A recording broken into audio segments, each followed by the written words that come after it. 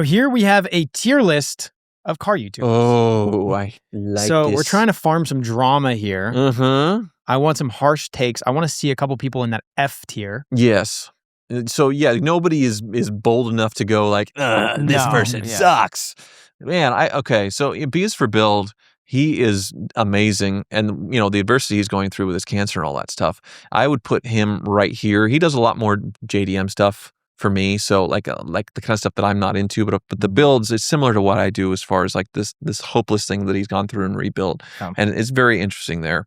Cletus, I am not into the American street racing stuff as much, and obviously incredible empire building there, and don't follow NASCAR quite as much. So like, but I love that he has like a character and a personality. So I should probably do this a little faster. I'm gonna put him there just because like I love his personality, his character. The content just isn't where I'm at. DDE. So I would put them probably at I put them up at an A because I love that they actually use the cars and beat the heck out of them. The confrontational stuff I'm not that into. So when they get in like the police cars, fight with the cops and all that stuff like that's sort of not my thing. But I just love the ownership experience of the stuff. But the confrontational things like that kind of clickbait aspect of it. It's good. It's good stuff. B is good, right? I mean, are we? Maybe be a little harsh. She's fine. No, be harsh. B is good. Yeah, be harsh. Yeah. James Pumphrey is no longer with Donut. When he left, I'm putting Donut down there because they got bought up by private equity, and you could tell that these people are just getting forced and like foot on the gas and really hard like I do. And they brought in a whole new swath of people, and it was like a casting call for actors. And there was some great stuff back years ago before all this happened, and private equity came in and properly ruined that channel. There's some bright spots. Maybe that's a little harsh. But we need some Fs. Yeah, I put him down. I have no idea who this guy is. Who's that? That's Doug. That's Doug Vargo. I have no idea. So he does this series. I explained the same thing to Doug DeMuro, but I think Doug had actually recognized him. He's the guy that flipping cars until I can afford my dream car. Okay. He does that series. It's like every video is getting like 500,000 views. That's great. I mean, it's great content. You should look at. There's other YouTubers that have done that before. There's other ones that, but obviously he's successful. I see that he has the hair that the kids like. A little bit of that broccoli head stuff that definitely helps. So that's gonna. Maybe you could bring back that haircut. The broccoli hair is definitely fascinating. I had the Bieber do 20 years ago. So that pretty good. I don't know who he is. So should I put it in F? Or should I just give him a okay? So I don't know. Do that. Ed Bullion. Mr. Ed Bullion, I would put him up here.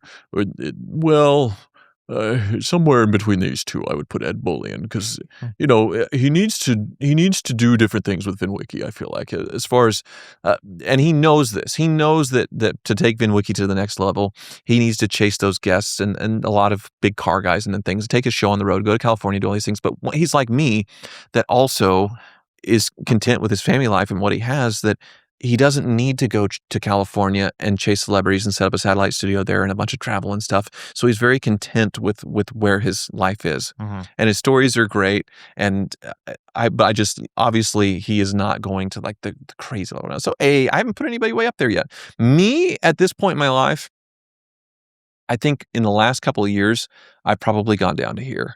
Maybe Cletus. I don't know. Oh, come on. I think that I got away from myself a little bit, and I would love to get myself back up to this place. There was a period of time where I was on top of the world, but I think right now I'm probably here in the living long enough to see yourself become a villain. I think so, and I'm trying to work myself out of that, and also not seeing myself as a total villain. So, Shmee is so consistent. So consistent. I mean, I put him up here, but he hasn't done anything insane, huge. But a YouTuber speccing out a Ford GT, new Ford GT 5 years ago, like a YouTuber being able to do that was so amazing.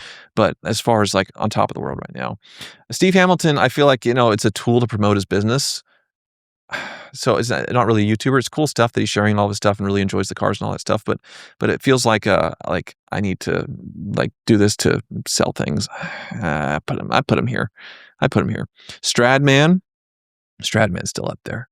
He's still like grinding super hard. And the thing that he's accomplished lately, as far as like rebuilding an F12, Michael Jordan's F12, B. Jordan's F12 in his garage, and all this stuff, like he is still killing it. And his dad's truck, all that stuff recently, I love it, totally love it. Supercar Blondie, very commercial now. A lot of people, a big team around it, so it's not. Am I doing this too slow? I'm sorry, because I'm actually thinking about it. Yeah, I put him. I put her with me because it's about the same. Freddie, obviously, he needs to post a lot more. He's killing it. If he could get a couple of people at that with that email. Freddie needs help. 12@gmail.com. If he had someone help him manage the business and then someone help him to be consistent with the wrenching and all that stuff, he'd be up there. So right now I'd put him here. TJ Hunt is all tuner drifting stuff. I don't really like. It's all interesting, but it's just not in my world. Parker, I know Parker well. Parker obviously had his thing similar to me, where I feel like he had a little crisis and he's dealt with it and he's come back and he's still really happy and positive and all that stuff. So I put him there with me probably right now. Whistling Diesel, I want to put him up here, but I also don't know if he's self-aware enough to realize like the position that he is in. I would love, like you guys talked about this with Doug, how much it would be amazing for you guys to go through and dissect him and really get into him. And like, if we know if this is a character, this Whistling Diesel is a character, like where he's this ego and this bravado and all this stuff, but is he in real life not? But that's the mystery of it. That's why so many people want. I think if he revealed anything either way, I don't think it would help him. I think that he could be. It feels like the success has gone to his head a little bit, and it's been harder to watch versus a couple of years ago, where like he's destroying a car and clearly doesn't care, and it's so funny, and just like he just clearly doesn't care about his audience or anything else, and obviously loves like making the trolls and the people even angrier at him and feeding into that hate, and it was so good. But now, like I feel like he's gotten to so big in his britches that there might be a little bit of ego there, but I could be totally wrong. Where's Doug? Daddy? I know. Well, this is the same tier list that we've used for previous videos, and so like we just kind of just imagine he's out. Daddy, I would put in A- to B probably because obviously like his content, like it had to be more focused for cars and bids, and now he has people that he has to answer to and all that stuff and put out more content and do more videos that maybe he wouldn't do because the car's being sold on cars and bids. So that dings him a little bit, but obviously I still put him in an A. Hey, who would you say are the Mount Rushmore of car YouTubers? Mount Rushmore. The four that paved the way. The four that paved the way. So it would be Doug DeMuro, obviously. It would be Saab Kyle 04, I think. Yeah. So he's going around and doing little walk around videos with cars and all that stuff. So he's Jay Leno's Garage, definitely, as far as somebody having a collection and sharing it to that level that he does. That is definitely a Mount Rushmore. And also legitimizing YouTube. Like Jay Leno was on this with his collection showing his cars. He's not doing that. Obviously, he had his TV show after that. But and the fourth one, who's been around forever? Salamandra. I think Stradman. Salamandra quit, and like he had he made that whole supercar thing. He was the one that got that Pagani delivered, and that was a groundbreaking video on YouTube. He did, but I think Stradman would be the fourth one because he was the first guy to say like Lamborghini Gallardo at 20 years old, that type of thing, and that like a kid stretching with his YouTube money to get into supercars. I feel like he sort of like was the pioneer of him and Vehicle Virgins both bought Gallardos around the same time, but I feel like Stradman was the one that went from that to like Veyron and all that stuff during that period. So he's probably the best known one to do it now that's still around. So that would be my four for sure.